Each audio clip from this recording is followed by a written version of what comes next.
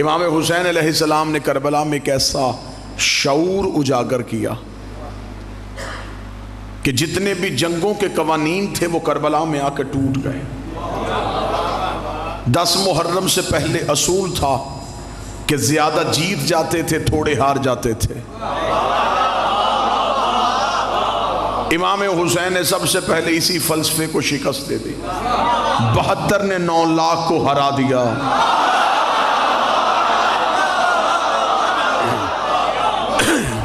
اور پہلی بار تاریخ نے یہ منظر دیکھا کہ پیاس جیت گئی اور دریا ہار گیا، نیزے ٹوٹ گئے اور سر نیزوں پہ بولنا شروع ہو گئے۔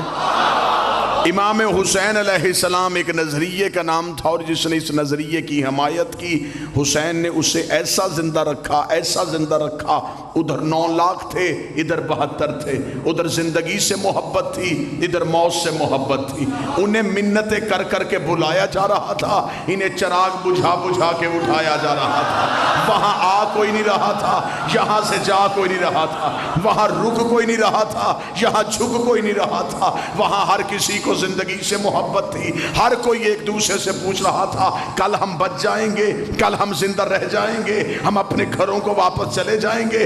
72 میں سے ہر ایک دوسرے کا کاندھا پکڑ کے پوچھ رہا تھا کل ہم مر جائیں گے، کل ہمارا خون بھی حسین کے کام آ جائے گا۔ ادھر زندگی سے محبت تھی، ادھر موت سے محبت تھی۔ پھر تاریخ نے یہ منظر بھی دکھایا، ادھر سے حسین کا اکبر آیا، ادھر سے 3000 بھاگ گیا، ادھر سے حسین کا قاسم آیا، ادھر سے 2000 بھاگ گیا، ادھر سے حسین کا غازی آیا، ادھر سے 10,000 بھاگ گیا۔ مؤرخ نے قلم توڑ دیا، اس نے کہا وہاں لاکھوں میں ہزاروں بھاگے، یہاں 72 میں ایک بھی نہیں بھاگا۔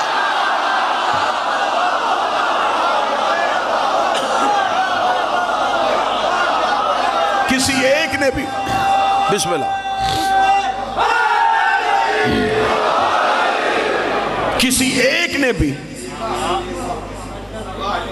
امام حسین کا ساتھ نہیں چھوڑا۔ اہل علم تشریف فرما ہے، میری خوش بختی قبلہ وقار گردیزی صاحب مجلس میں رونق افروز ہے۔ دعا لینے کے لیے جملہ کہنے لگوں گا، کتنی بڑی جنگ جیت کے گیا رسول کا بیٹا حسین۔ ادھر 9 لاکھ تھے اور دنیا کا لالچ، ادھر 72 جنت کا بھی لالچ نہیں۔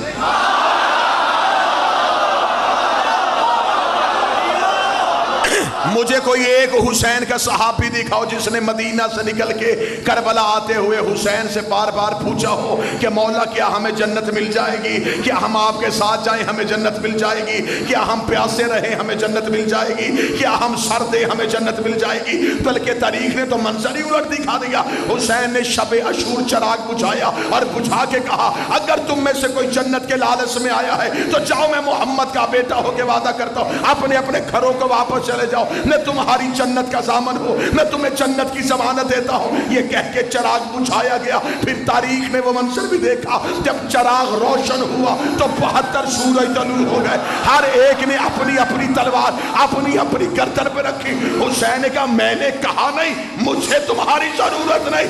72 نے قدموں پہ ہاتھ رکھے گا، تجھے ہماری ضرورت نہیں، ہمیں تمہاری ضرورت۔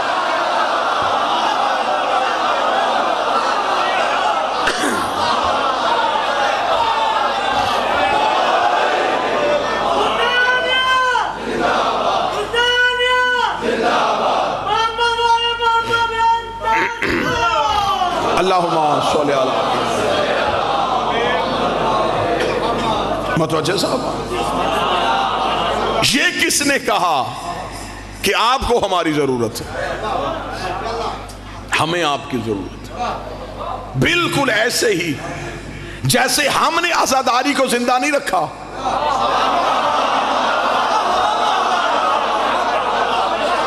عزاداری نے ہمیں زندہ رکھا، ہم نے ماتم کو قائم نہیں کیا،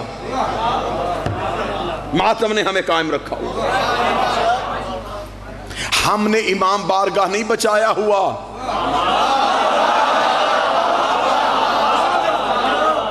امام بارگاہ نے ہمیں بچایا ہوا۔ ورنہ اتنے نوجوانوں کو سوائے ذکر حسین کے کسی اور ذکر میں کشش ہی نہیں۔ میری ملت کا نوجوان چوک اور بازار میں اس لیے نہیں گیا، اسے حسین نے اپنے گھر بلا لیا،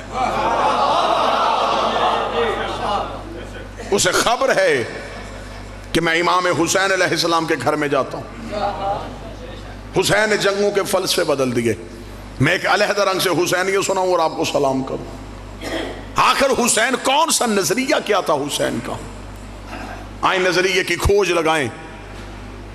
ولید نے امام حسین سے کہا کہ یزید چاہتا ہے کہ آپ اس کی بیعت کریں۔ یزید کے پاس دنیا کے تیسرے حصے کی سربراہی تھی، تنہا حسین نے مدینے میں کہا میں بیعت نہیں کروں گا۔ یہ نہیں ایک جابر بادشاہ کے سامنے تھی، یہ نہیں ایک ظالم حکمران کے سامنے تھی، یہ نہیں دنیا کی ایک بہت بڑی طاقت کے سامنے تھی، اور تنہا حسین نے کہا نہیں کروں گا۔ یزید سمجھا یہ ایک نہیں میرا کیا بگاڑے گی، لیکن دربار سے ایک نہیں نکلی اور 72 نہیوں میں تقسیم ہو گئی۔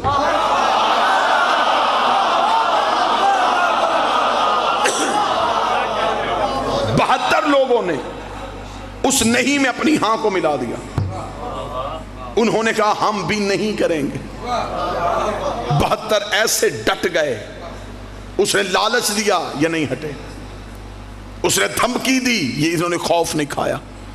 72 نہیں کہتے کہتے حسین کے ساتھ کربلا گئے۔ یزید نے 72 قتل کروا کے سوچا شاید اب نہیں چھپ ہو جائے گی، لیکن اسے کیا پتا تھا کہ حسین نے اس نہیں کو کتنی بڑی زندگی دے دی ہے کہ وہ نہیں پوری کائنات میں ایسے پھیلی۔ آج وہی نہیں ہمارے وجود کا حصہ ہے، آج وہی نہیں ہمارے ضمیر کا حصہ ہے۔ آج ہمیں بندے کہتے ہیں جلوس روکو، ہم کہتے ہیں نہیں روکیں گے، ماتم چھوڑو نہیں چھوڑیں گے، حسین کا ذکر نہ کرواؤ نہیں کروائیں گے، اس لیے کہ ہم نے نہیں یزید سے نہیں لی، حسین سے لی، ہم اس نہیں پہ کہا۔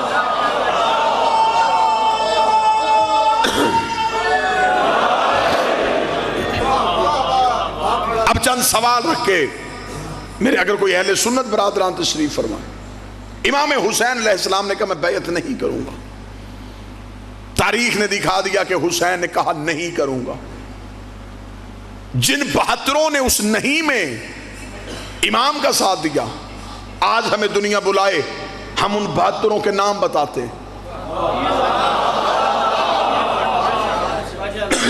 ہم ان 72 کی ولدیت بتاتے، ہم ان کے شجرے بتاتے، ہم ان کے قبیلے بتاتے، ہم ان کے قد بتاتے ہیں، ہم ان کے چہرے کی رنگتیں بتاتے۔ یہ 72 کون تھے؟ ان کے چہرے بھی تاریخ نے زندہ رکھے ہوئے، تاریخ نے ان کے قد بھی نہیں چھپنے دیے۔ مسلمان مورخ صرف ایک کام کرے، ہم نے اپنے بچوں کو 72 بتا دیے، آپ صرف اتنا کام کریں جن لاکھوں نے یزید کی بیعت کی وہ کون تھے؟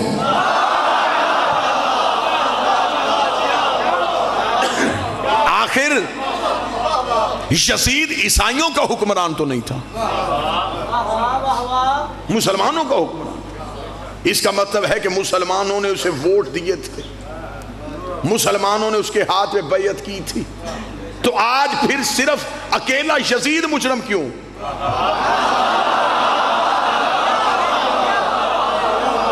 آخر یزید کے پیچھے وہ کون سی قوتیں تھیں جنہوں نے اسے یزید بنایا تھا؟ بڑا مشکل ہے، دانتوں کو پسینہ آتا ہے ایسے حقائق نکالنے کے لیے اور ان کا سامنا کرنے کے لیے۔ آج تک پوری 1400 سال ہو گئے ہماری آنکھوں میں دھول جھونکی جا رہی ہے کہ قتل حسین میں صرف یزید ملوث تھا۔ صرف یزید ملوث کیوں؟ جنہوں نے یزید کو حکمران بنایا وہ کون تھے؟ مجھے خبر ہے کہ یہ 2019 ہے، مجھے خبر ہے کہ یہاں خطیب کی مجلس سنی بھی جاتی ہے اور لکھی بھی جاتی ہے۔ میں پھر بھی ذمہ داری کے ساتھ کہنے لگا ہوں کہ میرے اہل سنت اگر دوست تشریف فرما ہیں تو امام حسین علیہ السلام کا قاتل صرف ایک نہیں، قاتلان حسین زیادہ ہیں۔ جس دور میں حسین علیہ السلام نے نہیں کہا، یہ دور کون سا تھا؟ رسول کو دنیا سے گئے ابھی 50 سال پورے نہیں ہوئے، ابھی 50 سال نہیں ہوئے نبی کو دنیا سے گئے، اور یزید جیسا شرابی تخت پہ بیٹھ گیا۔ اب میں نام نہیں لوں گا، نشانی بتانے لگا ہوں۔ اب بھی وہ لوگ زندہ تھے جنہوں نے نبی کی پشت پہ حسین دیکھا تھا۔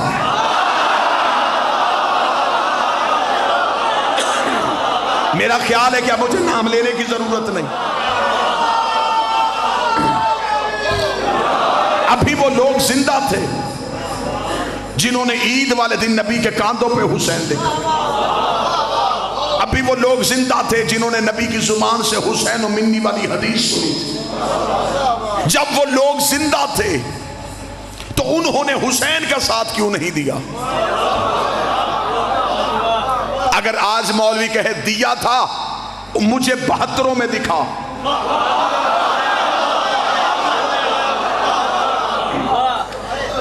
اگر وہ 72 میں نہیں تو اس کا مطلب وہ لاکھوں میں، تو اس کا مطلب انہوں نے بیعت کر لی تھی، ووٹ دے دیا تھا یزید کو۔ آج صرف یزید کیونکہ بد کردار تھا، آج مولوی نے سارا ہی گناہ اس کے کھاتے میں ڈال دیا کہ چلے لعنت تو ہونی ہے اس اکیلے پہ ہو۔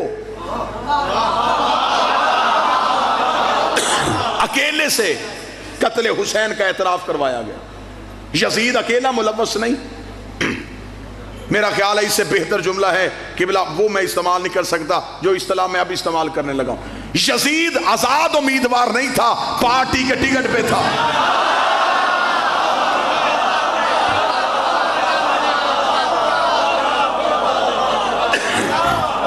آپ ہمیں بتائیں کہ یزید کی پارٹی کون سی تھی؟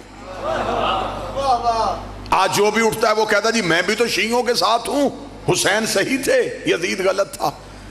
ہم نے صرف تم سے اکیلا حسین صحیح نہیں کہلوانا، مجبوری بن گئی ہے نا کہ اب اگر حسین کا ساتھ نہیں دیں گے تو پھر یزید کو ماننا پڑے گا۔ لہذا حسین کی محبت میں حسین کے لیے نہیں آئے، یزید سے بچنے کے لیے حسین کے پیچھے آ گئے کہ ہم بھی کہتے ہیں کہ ہم حسین کے ساتھ ہیں۔ حسین صحیح کہنے کے لیے کئی غلط کہنے پڑتے ہیں۔ صرف حسین صحیح نہیں، حسین کا سارا نظام صحیح، اور صرف یزید غلط نہیں، یزید کا سارا نظام غلط۔ اس دور کے مسلمانوں نے حسین کا ساتھ کیوں نہیں دیا؟ یہ بھی نہیں ہوا کہ امام حسین اچانک قتل ہو گئے ہوں۔ 26 رجب کو انکار بیعت، 28 رجب کو مدینہ سے روانگی، چل 26 کو حسین کا ساتھ نہیں دیا، 28 کو حسین کے ساتھ مدینہ چھوڑ دیتے۔ مدینہ نہیں چھوڑا، 6 ماہ حسین مکہ میں بیٹھے رہے۔ مسلمان حسین کے پیچھے مکہ کیوں نہیں آئے؟ آپ اگر کہیں کہ انہیں خبر ہی نہیں تھی کہ حسین مکہ میں بیٹھے ہیں تو میرے مولا نے تو حکمت عملی ایسی ترتیب دی تھی۔ حسین نے تو عین حج کے موقع پہ مکہ چھوڑا۔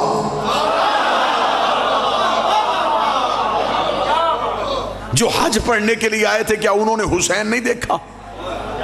میرے اہل سنت بھائیوں کے ایک بہت بڑے خطیب تھے، نام ان کا مولانا کوثر نیازی تھا۔ وہ ہمیشہ اپنے لوگوں میں مذہب اہل بیت کی بھرپور تبلیغ کرتے تھے۔ لاہور میں ایک کانفرنس میں انہوں نے ساری گفتگو یوم حسین پہ کی۔ بعد میں کچھ مولویوں نے گھیر لیا، ایک مولوی نے بڑی سختی کے ساتھ مولانا کوثر نیازی کو کہا، اس نے کہا مولانا کوثر نیازی تو بھی ہسٹری پڑھتا ہے، میری سمجھ میں یہ بات نہیں آتی جب اس دور کے سارے مسلمانوں نے یزید کی بیعت کر لی تھی تو حسین نے کیوں نہیں کی؟ مولانا کوثر نیازی کے چہرے کی رنگت بدل گئی۔ اس نے کہا جب حسین نے نہیں کی سب نے کیوں کی؟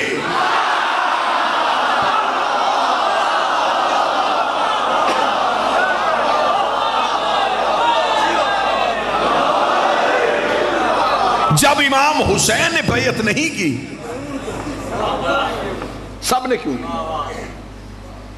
اس دور کے مسلمانوں نے حسین کا ساتھ کیوں نہیں دیا؟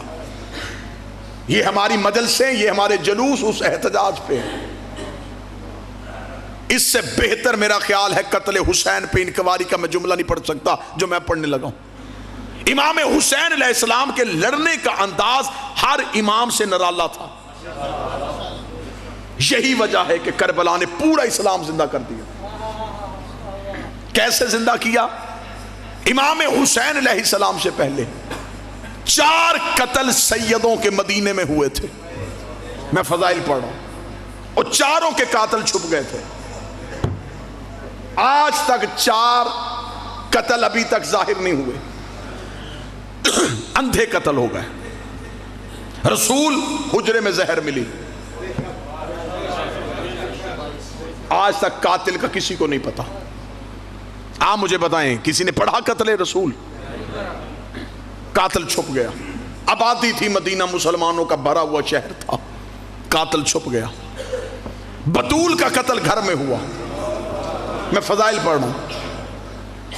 قاتل چھپ گیا، کسی کو نہیں پتا کون لوگ آئے تھے، کنہوں نے دروازہ جلایا تھا، قاتل چھپ گیا۔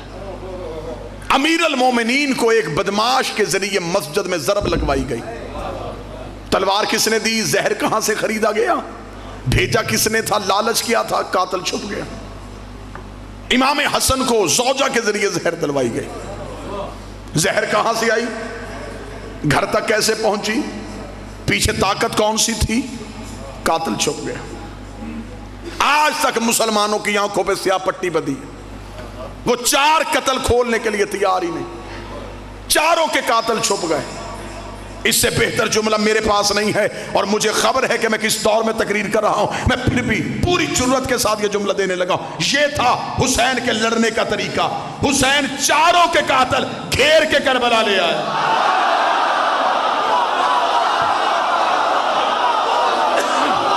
اب بولو جو حسین پہ بول سکتے ہو۔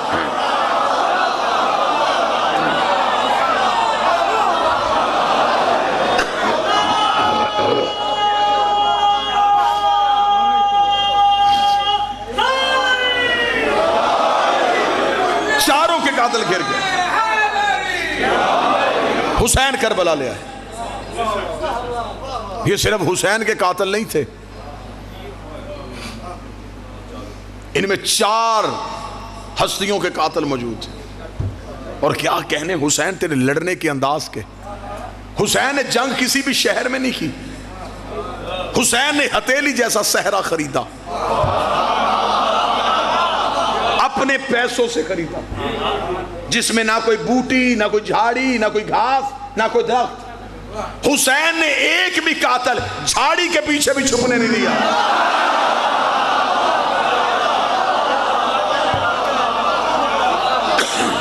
حسین مکہ نہیں رکے، نہ حسین پہاڑوں میں لڑے، نہ شہر میں۔ حسین نے یوں ہتھیلی جیسا صحرا خریدا، لکو دک صحرا۔ لوگ سمجھتے تھے کہ یہ حسین کو گھیر کے لا رہے ہیں، جبکہ حسین انہیں گھیر کے کربلا لے آئے۔ حسین نے یوں آنکھوں کے سامنے کھڑے کیے، 7 دن تک حسین نے وہاں کھڑے رکھے۔ 10 محرم حسین نے بالکل ایک طویل دن کا انتظار کیا۔ حسین نے یوں سامنے کھڑے کیا، حسین نے کہا اب نہ تمہیں بھاگنے دوں گا نہ چھپنے دوں گا، اب یہ کھڑا ہوں میں تمہارے سامنے۔ تم نے اسلام کا نقاب اڑایا ہوا تھا، تم سورہ منافقون کی عملی تفسیر تھے، تمہیں قرآن منع کرتا رہا اور تم نے نبی کی محفل نہیں چھوڑی، تم علی کے قریب بیٹھ کے علی سے دشمنی کرتے رہے، تم مسجدوں میں نمازی کے بھیس میں آ کے آل محمد سے دشمنی کرتے رہے۔ حسین نے سامنے کھڑے کر کے کہا اب میں ادھر کھڑا ہوں، اب مجھے چھوڑ کے نماز پڑھ کے دکھاؤ۔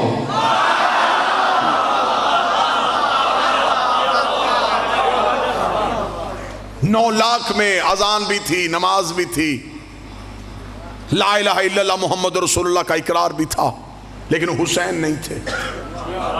آج کوئی بھی ان 9 لاکھ کا اسلام ماننے کو تیار ہی نہیں۔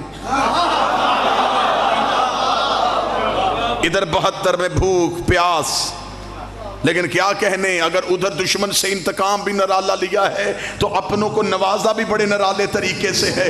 حسین نے دشمن بھی بڑے طریقے سے مارا ہے اور اپنوں کو عظیم بھی بڑے طریقے سے کیا ہے۔ جو حسین کے پیچھے آئے تھے، کوئی کسی قبیلے کا تھا، کوئی کسی قبیلے کا تھا، کوئی کسی قبیلے کا تھا، کوئی سردار تھا، کوئی غلام تھا، کوئی بوڑھا تھا، کوئی جوان تھا، لیکن حسین کے انداز کا حسین نے ان کو کیسے نوازا۔ حسین نے کہا میرے نانا کے پاس جتنے بیٹھے تھے وہ سارے رضی اللہ بنے تھے، حسین نے اپنے ساتھیوں میں سے ایک بھی رضی اللہ نہیں کیا۔ اور بھی علیہ السلام، زہیر بھی علیہ السلام، سعید بھی۔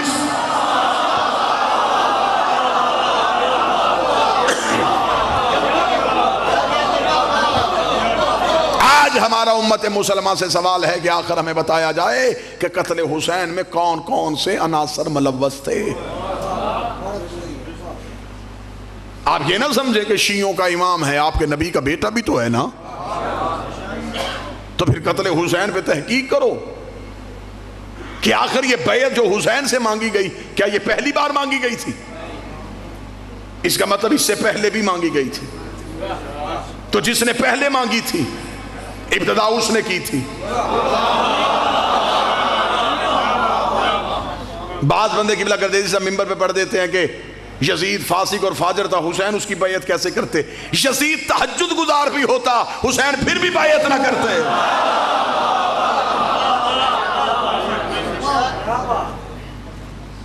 کسی بھی جگہ پہ کوئی قتل ہو، سب سے پہلے بندے پوچھتے ہیں ان کی دشمنی کیا تھی۔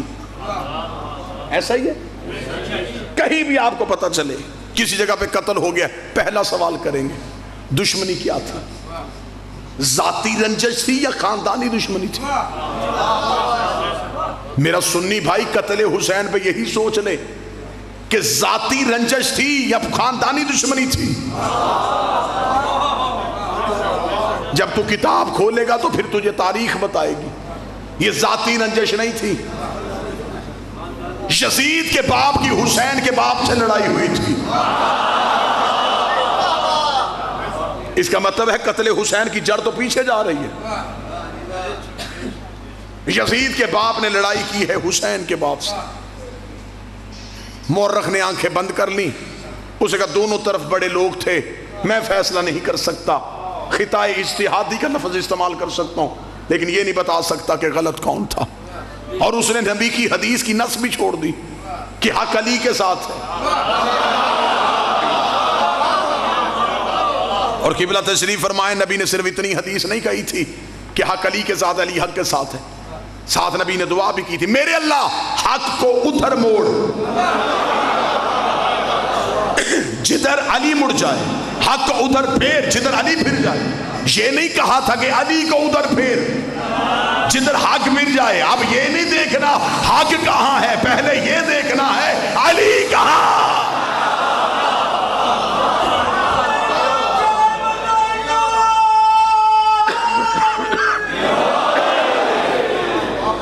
میں نے ہسٹری سے پوچھا کہ کیا حسین کے باپ اور یزید کے باپ کی دشمنی صرف ان کی تھی یا اس سے پیچھے بھی ہے؟ مورخ کے ماتھے پہ شرمندگی کا پسینہ آ گیا۔ قتل حسین کی جڑ دیکھو کہاں جا رہی ہے۔ پھر مورخ نے ہمیں بتایا کہ حقیقت یہ ہے یزید کا دادا حسین کے دادے کا مخالف تھا۔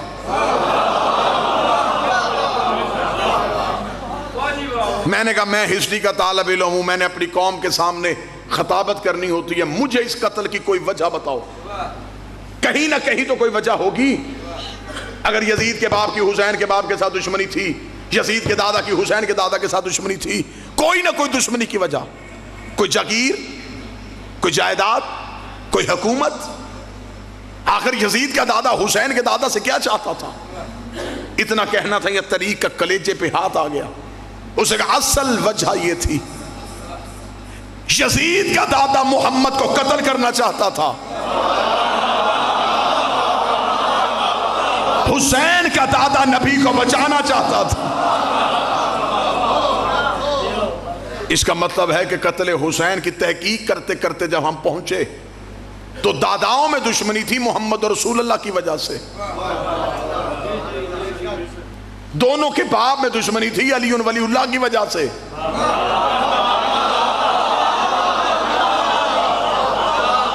حسین کربلا میں محمد رسول اللہ کے دشمن بھی لے آیا. بیٹھا ہے کوئی بندہ محنت سننے والا؟ علی ولی اللہ کے دشمن بھی لے آیا. ایک لمحے میں حسین کو 6 گھنٹے لگے 70 سال کے منافق کو اسلام سے باہر نکالنے کے لیے.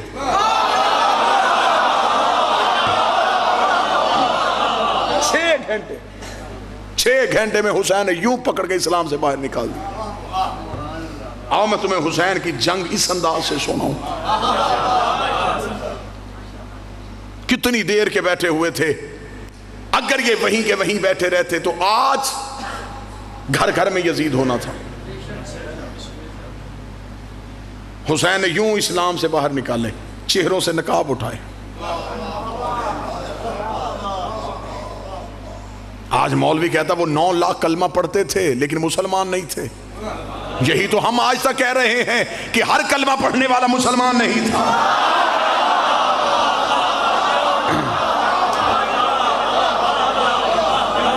مسلمان کو عقل آئی ہے لیکن نقصان کے بعد. جب ہم نے کہا کہ نبی کی محفل میں ہر بندہ مسلمان نہیں تھا, لوگوں نے ہمارے گھر جلا دیے. ہم نے کہا علی کے پاس بیٹھنے والا ہر بندہ صحابی نہیں تھا, لوگوں نے ہمیں کافر کہہ دیا. ہم نے کہا کہ حسن کے سامنے آنے والا ہر بندہ دین کے ساتھ مخلص نہیں تھا, لوگوں نے ہماری گردنیں کاٹ دی. جب حسین کی باری آئی پھر کہنے لگے ہاں ہم مانتے ہیں یہ نمازی نہیں تھے. اگر پہلے دن ان کو پہچاننا ہوتا تو پھر جرت ہی نہ ہوتی. کیا یزید خود ہی جا کے بیٹھ گیا تھا منبر رسول پہ؟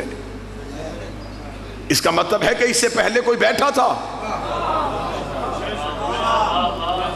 یزید میں اتنی جرت کہاں سے آ گئی کہ شرابی ہو کے نبی کے منبر میں بیٹھے؟ اس کا مطلب ہے اس سے پہلے کسی نے جرت کی تھی. جو یہ جرت چلتی چلتی یزید میں آئی. اور یہی وجہ تھی امام حسین علیہ السلام سے جب ولید کے دربار میں کہا گیا تھا حسین آپ یزید کی بیعت کریں گے؟ حسین نے مسکرا کے کہا اسے کہہ دو میں علی کا بیٹا ہوں.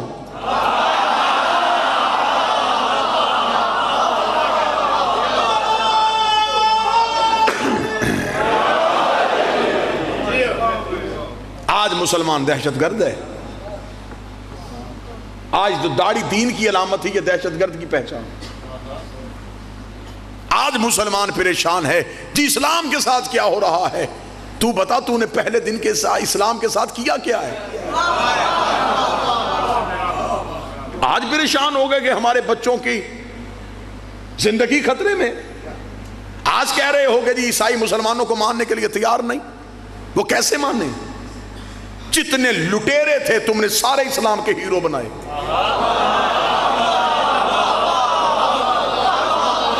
اتنا بغض, اتنی دشمنی اہل بیت کے ساتھ کہ بچوں کو تاریخ اسلام پڑھائی یا اسلامیات پڑھائی. ایک بھی جگہ پہ خاندان رسول کا تذکرہ نہیں. آپ خاموش رہیں یا بولیں لیکن یہ حقائق ہیں. جو بچوں کو تاریخ اسلام پڑھائی گئی اس میں کہاں کسی امام کی ہسٹری پڑھی گئی؟ سلطان محمود غزنوی کون تھا جی؟ اسلام کا ہیرو تھا. کیا کیا تھا اس نے؟ اس نے سومناتھ کا بت توڑا تھا. وجہ کیوں نہیں بتاتے؟ اس کے اندر سونا تھا.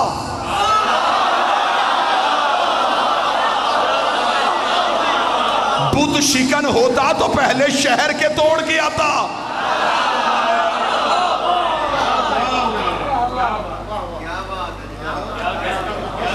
کون اسلام کا ہیرو؟ جی محمد بن قاسم. کیا کیا اسے؟ جی سندھ میں ایک عورت نے خط لکھا تھا تو یہ وہاں سے آ گیا اس کی مدد کرنے کے لیے. اور جہاں حکمران تھا وہاں سید دیواروں میں چن رہا تھا. گھر میں ظلم کرنے والا یہاں پہ اسلام کی مدد کے لیے نہیں سیدوں کے تعاقب میں آیا تھا. حجاج بن یوسف سے زیادہ ملعون انسان کون؟ یہی وجہ ہے کہ آج عیسائی بادشاہوں کے کردار کو اسلام سمجھتا ہے. بادشاہوں کا کردار اسلام نہیں، 14 کا کردار اسلام ہے. جنہوں نے کھوپڑیوں کے مینار بنائے، جنہوں نے انسانی لہو کے گارے سے دیواریں کھڑی کی، یہ لوگ اسلام کے ہیرو کب سے بن گئے؟ یہی وجہ ہے کہ آج مسلمان دہشت گرد بن گیا، اس لیے کہ جتنا اسلام لیا گیا وہ درباروں سے لیا گیا. قصور اسلام کا نہیں تھا. میں بچوں کو سمجھانے کے لیے ایک مثال دے دیتا ہوں. جب پہلی بار پانی زمین سے باہر آتا ہے چشمے کی صورت میں، وہ پانی انتہائی اعلیٰ، لذیذ، صاف، شفاف، کیونکہ وہ پہلی بار زمین سے باہر آیا. جو ہی وہ چشمہ ندی میں آیا، ندیاں نالوں میں آ گئی، یہ نہروں میں آ گئی. وہ نہریں جنگلوں کے قریب سے گزری، جنگلوں کے پتے شامل ہو گئے. شہروں کے قریب سے گزری، شہروں کی گندگی شامل ہو گئی. میدانی علاقوں کے قریب سے گزری تو ان علاقوں کی مٹی کی رنگت شامل ہو گئی. اب جب پانی ہم تک پہنچا تو اب ہمیں ڈاکٹروں نے کہا اسے پہلے چھان لینا، ابال لینا، اس میں بیماریاں ہیں، اس کی رنگت تبدیل ہو گئی ہے، اس میں بدبو آ گئی ہے. تو پانی تو وہی تھا جس میں صحت تھی. اب میں سطر پڑھنے لگا ہوں، جسے موضوع یاد ہے وہ سمجھ آئے گا. قصور پانی کا نہیں، رستوں نے پانی کا اثر بدل دیا.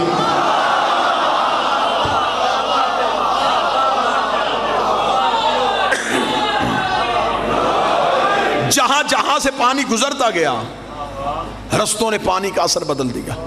جسے مثال سمجھ میں نہیں آئی میں بات کھول دیتا ہوں. جب اسلام مکہ کی چوٹی سے آیا، اسلام میں حیا بھی، اسلام میں وفا بھی، اسلام میں انسانیت بھی، اسلام میں مذہب کا احترام بھی. لیکن جب یہ اسلام بادشاہوں کے درباروں میں آیا، اس میں جھوٹے راوی آ گئے، اس میں گندے محدث آ گئے، اس میں غلط کردار والے بادشاہ آ گئے. اسلام مکے کی وجہ سے پریشان نہیں ہوا، درباروں کی وجہ سے پریشان. اور بچوں کو تاریخ اسلام میں کیا پڑھایا گیا؟ عروج اسلام، زوال اسلام. میری سمجھ میں آج تک یہ لفظ ہی نہیں آیا کہ وہ کون سا اسلام ہے جسے زوال آیا تھا. پڑھے لکھے احباب تشریف فرما ہے، ساری دنیا بھی اللہ کو چھوڑ دے، اللہ کی ذات کو کوئی فرق پڑتا ہے؟ بندے اسلام نہ لے کے آتے تو اسلام کو زوال کس چیز کا تھا؟ جب اسلام کو زوال ہے ہی نہیں تو پھر مورخ نے کیوں لکھا زوال اسلام؟ میں وجہ پڑھ دیتا ہوں. بادشاہ جنگ جیت کے آیا، انہوں نے عروج اسلام لکھ دیا. بادشاہ کہیں سے جنگ ہار کے آیا، انہوں نے زوال اسلام لکھ دیا. ایک چھری ڈاکٹر کے ہاتھ میں ہوتی ہے، وہی ڈاکو کے ہاتھ میں ہوتی ہے.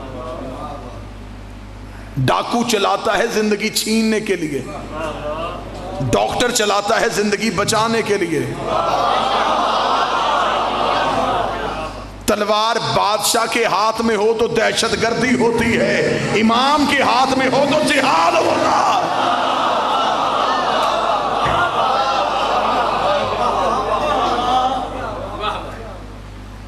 ہمیں فخر ہے کہ ہم ہیں امامت کے دروازے پہ بیٹھے ہوئے. ہم نے دین غدیر سے لیا ہے، ہم مطمئن ہیں. ہمیں امام حسین علیہ السلام کی اس قربانی نے ایسا زندہ کر دیا ہے، ہم بڑے سے بڑے بادشاہ کے سامنے بھی نہیں ڈریں گے، اس لیے کہ یہ پیغام انسانیت ہمیں حسین نے دے دیا. کیا کہنے میرے بادشاہ تیری کریمی کے، خریدی ہوئی زمین، کربلا کی زمین امام حسین نے خود خریدی، خرید کے اپنے ہر ایک نوکر کے نام کر دی.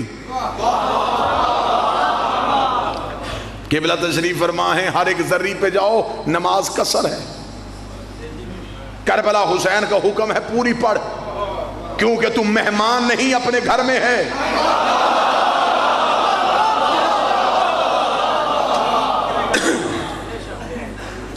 ابھی آ رہے ہیں لوگ اربعین سے واپس، سروں پہ قرآن رکھ کے پوچھنا کتنی بڑی کریمی حسین کی زندہ دیکھ کے آئے ہیں. آج بھی حسین کی زندہ معجزے ہیں. 70 لاکھ کی آبادی کا شہر، حسین کبھی 3 کروڑ بلاتا ہے، کبھی 4 کروڑ بلاتا ہے، کبھی 5 کروڑ بلاتا ہے۔ میں نے مولا حسین کے حرم میں بیٹھ کے عالم دین کے درس میں جملہ سنا تھا، انہوں نے کہا تھا جیسے جیسے حسین کے مہمان آتے جاتے ہیں حسین کربلا کو کھولتا جاتا ہے۔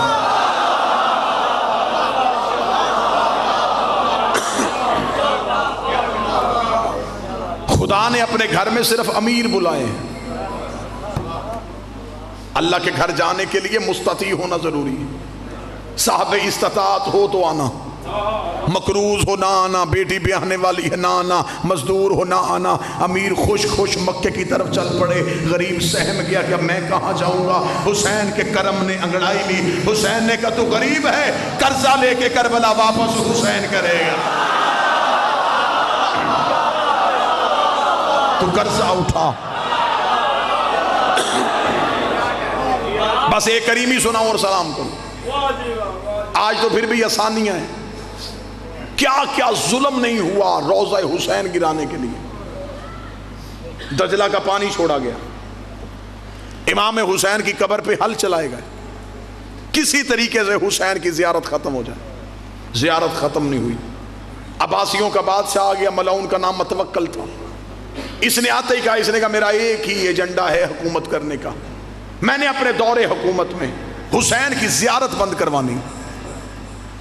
اس نے اپنی دور حکومت میں پہلا حکم نامہ نافذ کیا، اس نے کہا جو کربلا حسین کی زیارت کے لیے جائے گا اتنا ٹیکس لگا دو، اتنی مہنگی کر دو کربلا کی زیارت کہ کوئی جا ہی نہ سکے۔ اس نے قانون بنا دیا، قانون نافذ ہو گیا، جو کربلا جائے گا وہ ٹیکس دے گا۔ اگلے دن عباسی بادشاہ کے آنکھیں پھٹی کی پھٹی رہ گئی کہ اس کے شہر کی سب سے غریب عورت سب سے پہلے آ گئی۔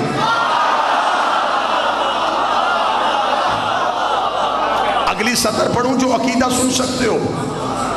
آئی اور آنکھیں، زنجیر در ہلایا، زنجیر در ہلانے کے بعد متوکل کے سامنے کھڑی ہوئی، متوکل کو دیکھ کے کہنے لگی متوکل میں کربلا جانا چاہتی ہوں۔ اس نے کہا بڑھیا تو نے میرا اعلان نہیں سنا؟ اس نے کہا ہاں میں نے سنا ہے، زیارت سستی ہو گئی ہے۔ متوکل دیکھ کے تھا میں نے ٹیکس لگا دیا ہے۔ بڑھیا دیکھ کے تھی کتنے درہم؟ اس نے بتایا، اس نے چادر کی گرہ کھولی، اس کے سامنے پھینک کر دیا، میں جاؤں؟ متوکل درہم دے کے بڑھیا کا چہرہ دیکھا تھا، یہ کہاں سے لے کے آئی ہے؟ مسکرا کر جس نے بلایا ہے اسی نے دیے۔